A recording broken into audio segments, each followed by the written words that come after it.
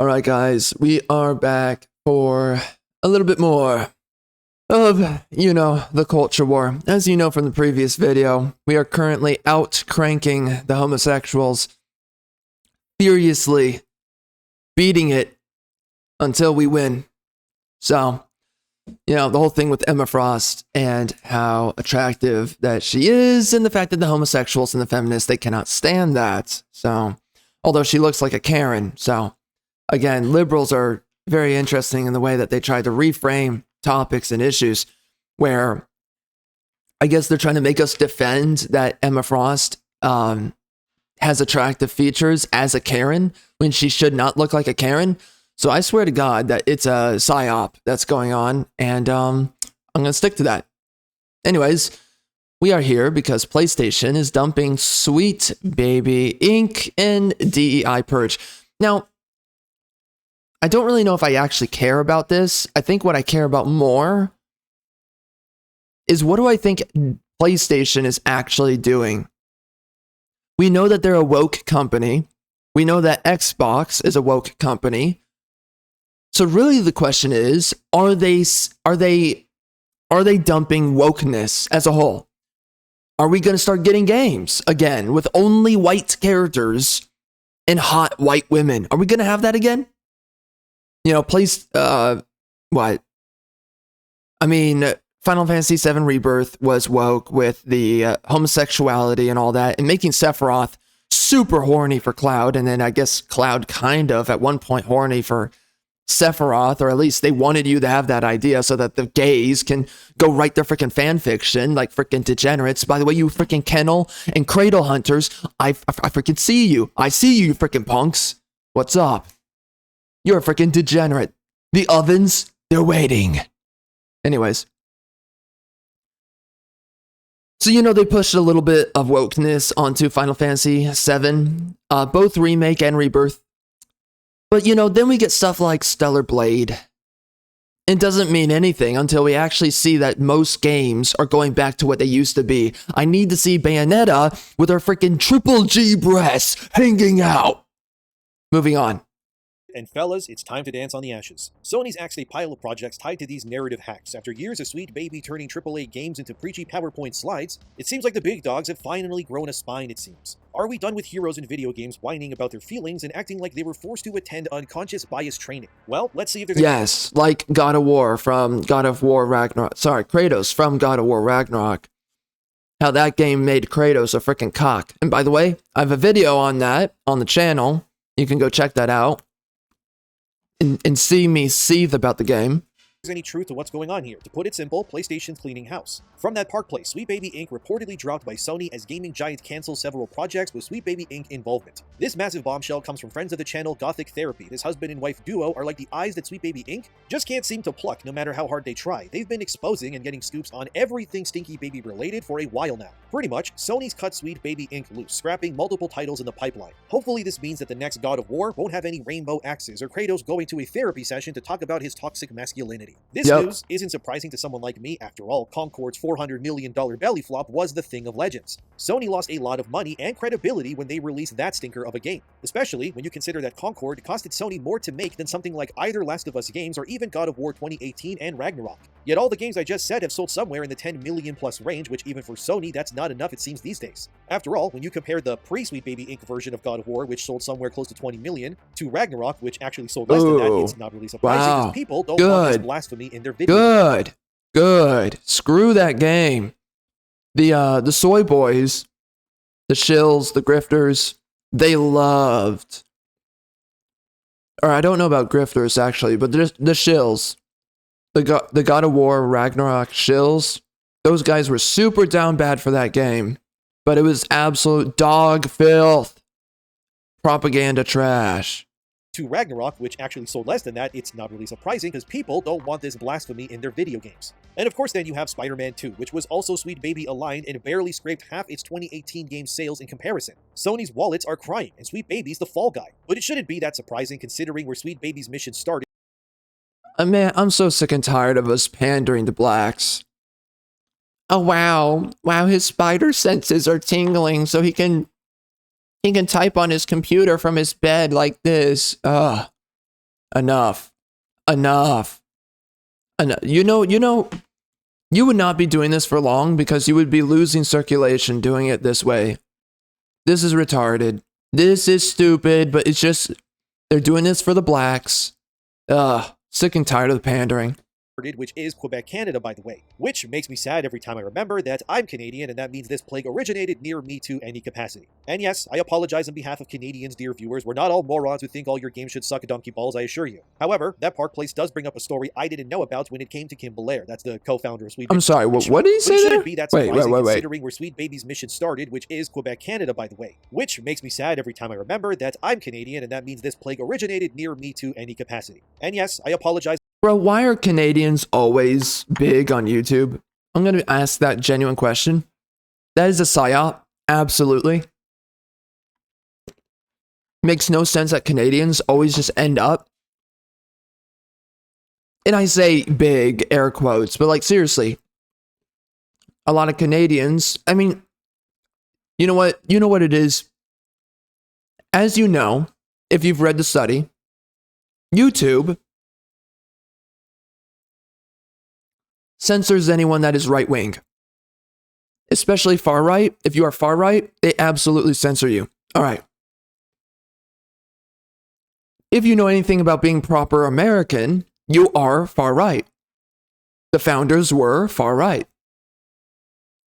And all far right is being conventional, traditional. That's it. The thing about Canadians is that they're cocks. They are libertarians and centrists and leftists. Which all of that together is just left. But, anyways. So that's probably the reason why a lot of Canadians end up becoming a lot of well-known YouTubers, typically. And that's just because they're all centrists. And YouTube gives a signal boost to centrists. So it just makes sense. And if you're a proper American male, you're going to get censored. It's just that simple.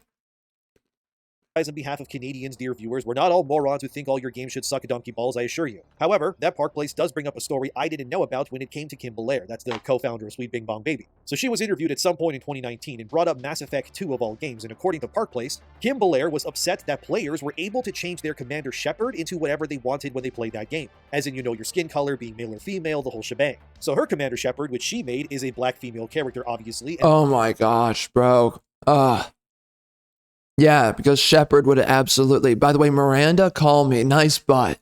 Anyways, because Shepard, of course, would be a black female, right? When she first meets Jacob Taylor in Mass Effect 2, who's a black guy in case you've never played the game, but Kim Belair then had this eureka moment of representation, according to her. Here's what she said during that speech in 2019. The general idea was, holy moly, representation is cool. But in my Mass Effect experience, this is almost an accidental form of representation because it's something that's a possibility. It's not guaranteed for any player depending on the kind of character and the Commander Shepard you make. Why are they having a conversation during gunfire? Experience, this is almost an accidental form of representation because it's something that's a possibility. It's not guaranteed for any player depending on the kind of character and the Commander Shepard you make. So I thought, wouldn't it be amazing if this wasn't an accident, but it was actually the intention of the game designers? So she had an accidental moment of two black characters meeting in a game and then thought that every single player out there, regardless of their skin color, gender, and anything else, would love to. Yeah, it's nonsense. I feel like this video is slightly quieter than the previous one. I don't know if that's true.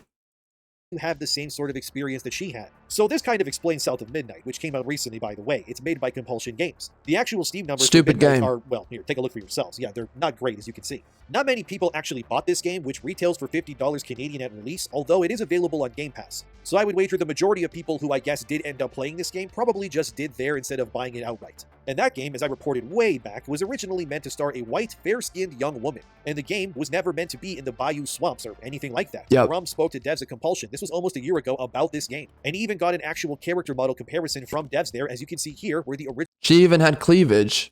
Wow. It's already better. Original main character was very clearly a white woman with European features. And then on the right, that's the... So, there's not a problem with the blackwashing of characters? There's no problem with this?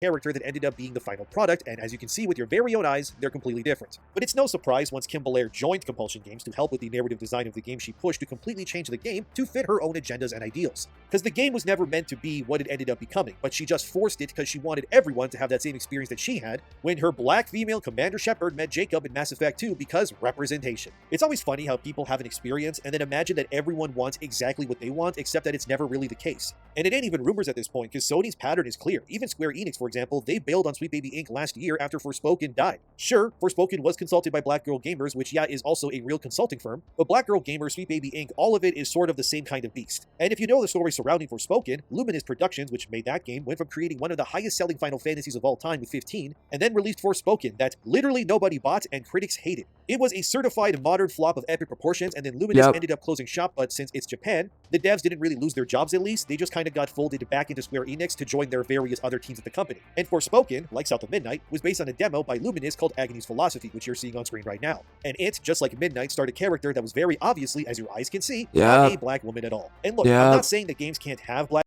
The blackwashing of so many white characters in general, but, you know, they were going for the feminist route, but then they were like, well, it's not enough to have female characters. We need to have them be black, right?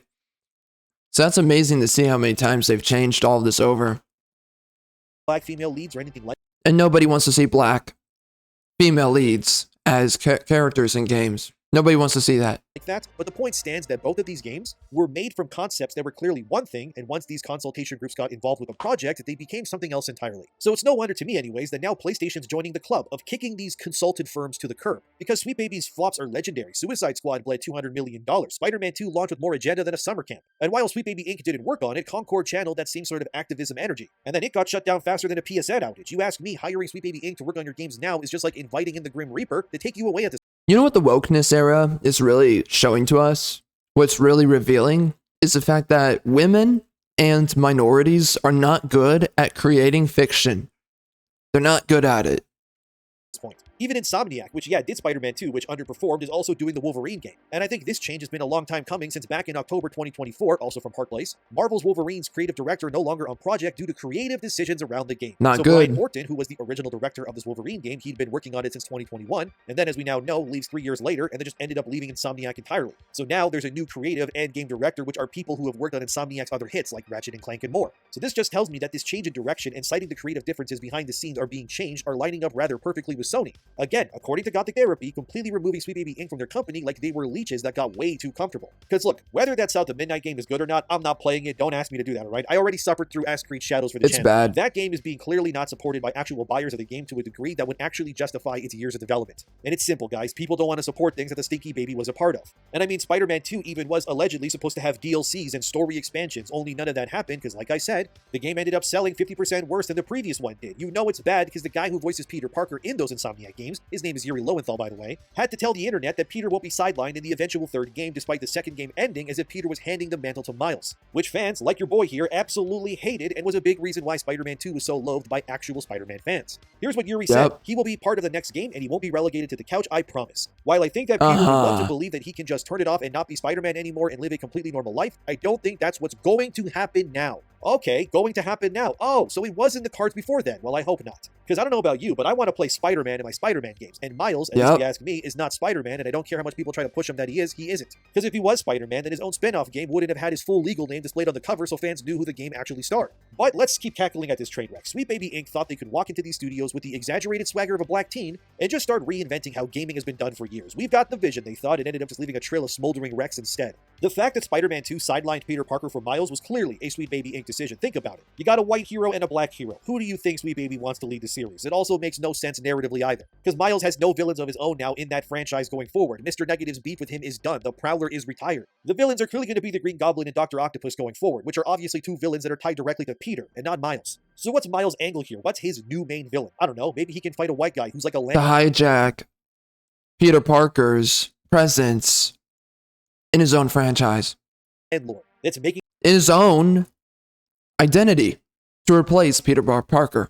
people pay more for rent or something, or he can chase more robot dogs that are designed to kill people, and then give them as pets to old women that will definitely not result in that robot dog eating that poor old woman defenseless one day. That's a real mission, by the way, in Spider-Man 2, I'm not lying. You legit give a robot dog to an old lady. They just have no angle here where Peter isn't the main character, and if it was up to Sweet Baby, Miles would just become Marvel Jesus, and Peter would be sucking his toes like he's God. So it's no wonder that Sweet Baby Inc. doesn't care how these games perform or how they're received. They just pocketed the cash from these studios and then moonwalked themselves out of there. Maybe Sony's finally realizing that gamers don't want gender studies homework with their web slinging. They want chaos. They want stakes and great characters, not Spider-Man crying over his white male guilt. I can just imagine Sweet Baby Inc.'s pitch to Sony for the next God of War game. Kratos needs a feelings journal. Maybe he needs a vegan phase. You know, to show people that he's changed, that he's turned a leaf. And I'm sure Sony America, which is situated in California,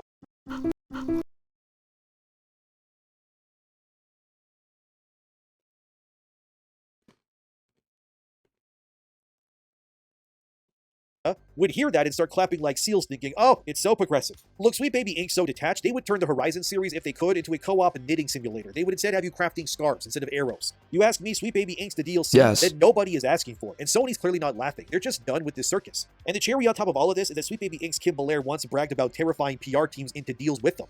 If you're a creative working in AAA, which I did for many, many years, put this stuff up to your higher-ups. And if they don't see the value in what you're asking for when you ask for consultants, when you ask for research, go have a coffee with your marketing team and just terrify them with the possibility of what's going to happen if they don't give you what you want. Well, Kim, you scared Sony all right. Straight into firing you all from ever working there again, so good job on that one. And PlayStation's not here for your fanfic rewrites. Kratos doesn't need a hug. He needs skulls to crack and spines to twist. And look, even if these projects that Sweet Baby Inc. was allegedly a part of at Sony cost them some millions to turn around, the point is that the alternative would have been hundreds of millions of dollars in losses and damages to their brands instead. So it's worth this change to happen if it means that we can get back on track and back into business. So why is this a game changer? Sony's not just dodging a bullet, fellas, here. They're dodging a literal nuke.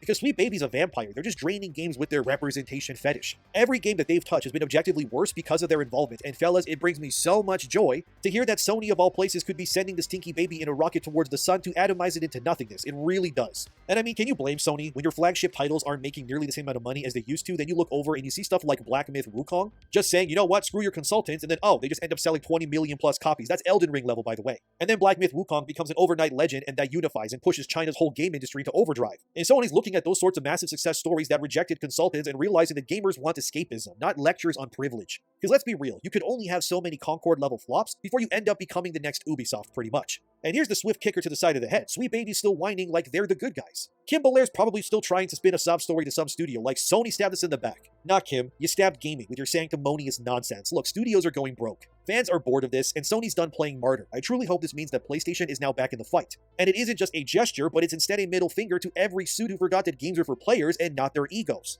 Sony's betting on delivering the goods again, hopefully, and maybe Kratos might actually kill something next time without crying about it. So what's Sony got up its sleeve now? According to the internet, they're pivoting hard. Single-player bangers, no more live service flops. God of War without the touchy-feely crap? Yeah, give me more of that, please. And it's God of War Ragnarok was absolute woke, socialist, feminist, multiculturalist propaganda, without a doubt.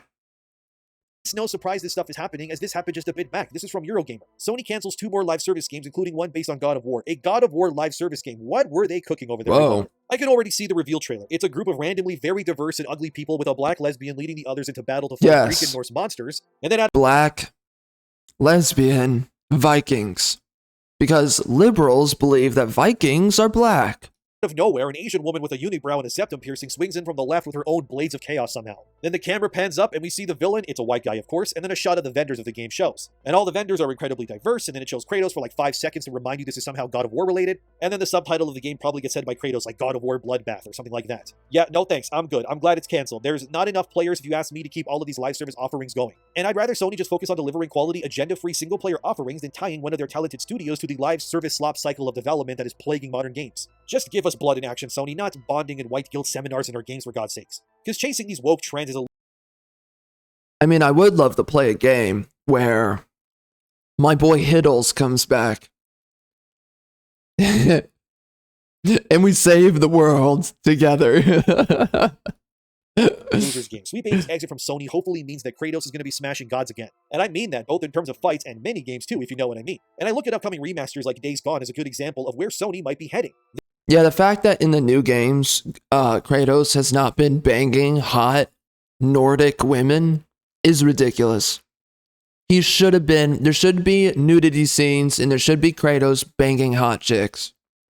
They know that Days Gone sold absurdly well for how much it cost them, and these remasters only exist for really two reasons. One is that remasters are used to generate revenue to then use that revenue to make the sequel game. The other big reason for a remaster is also simple. It's to gauge whether there's interest in more content being made in that franchise in the future as well. So this is why I tell people, if you want a Days Gone 2 and you want to return to that base gaming era that Sony used to be in, you should probably support Days Gone Remaster. Because like I always say, you gotta vote with your wallet for the things you want to keep seeing and keep it closed to things you want to see less of. Because remember that Sweet Baby's still lurking, because Master of the TDS, who's half of Gothic Therapy, also revealed in his expose with his wife that Sweet Baby Inc. still has like 30 games in the works at least. And I think we can all probably guess that whatever these 30 games end up becoming, more than half of them are going to be absolute flops when they release too, because why would you want to support this kind of drivel? If we allowed this to fester, literally every game on the Western Front at the very least would be infected from the top down by things like this. Because if a Days Gone sequel happened with Sweet Baby Inc. attached somehow, Deacon St. John would get killed in the opening by a Chinese lady with a massive vibrator. And then some random Indian woman named Michael would become the main character all of a sudden. And if Sweet Baby was still a part of like Insomniac, Spider-Man 3 would unironically somehow have a playable ghost spider. That's the spider they them who webs their wheelchair to their back when they swing around fighting crime.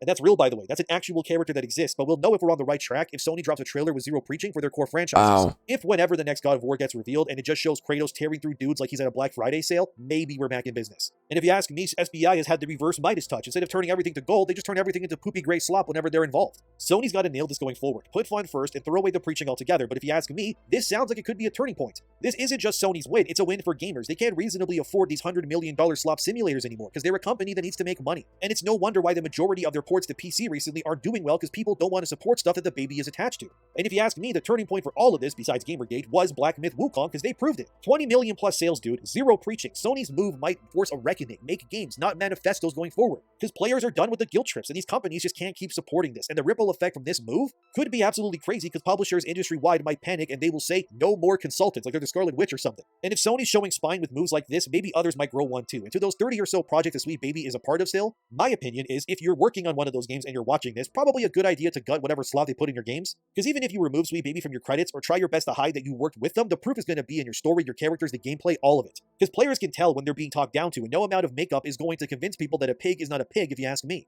And then if players find out that you lied to them about concealing that the baby worked on your game, oh boy, you're cooked. And whatever backlash you were gonna face is gonna be amplified by 1,000 in response. Because the last thing that customers enjoy is being lied to, but when it comes to Sweet Baby Inc., I just don't think supporting anything they make is a morally good idea. And if these rumors are to be believed, it's in Sony's and the wider industry's best interest to completely gut this nonsense going forward. Make your games fun, make them work at release so they don't crash all the time, make your stories interesting, and stop pandering and adding stuff because you need to hit quotas. The wool is off everyone's eyes now, you can't hide this stuff anymore, and if any game company or studio is trying to ruin some franchise with political nonsense in the future, you can bet that I will be there to call it out, because no matter how much flack or negative comments I get from places telling me to end myself for standing up for gamers, which is daily at this point, I still won't stop. I care too much about video. Well, don't worry. I'm telling all of them to 41% themselves, so This medium and deserves all the respect it deserves. themselves.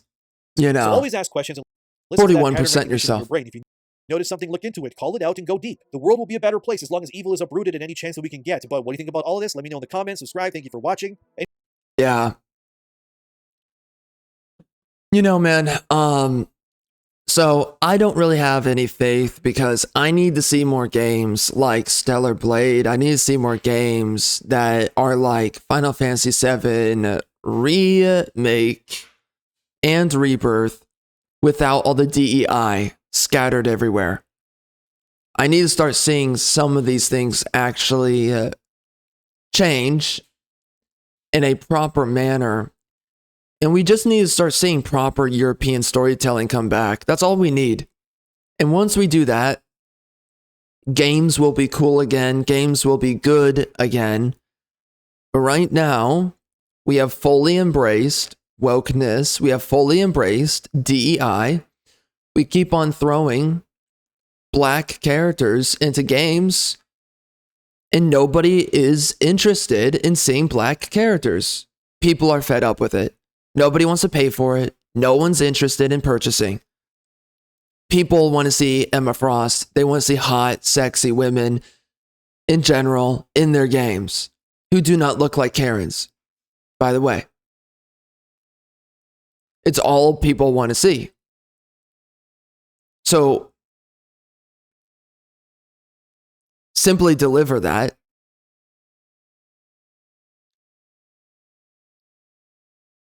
You know, it's crazy because I think about the good games that used to be made or the games that were going to come out.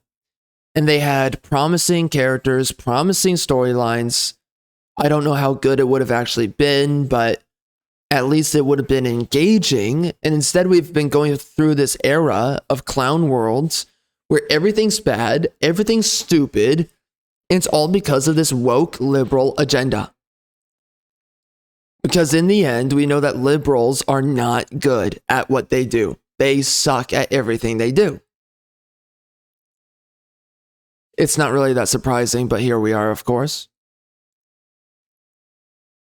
So, anyway, yeah, we need to see these things change. I'm not excited for any stories that come out these days. Everything that comes out is trash. There's nothing interesting, there's nothing exciting. There's no imagination left anymore. So anyway, do not forget, guys, check out my books, Charles Arlington on Amazon, and I will catch you in the next video.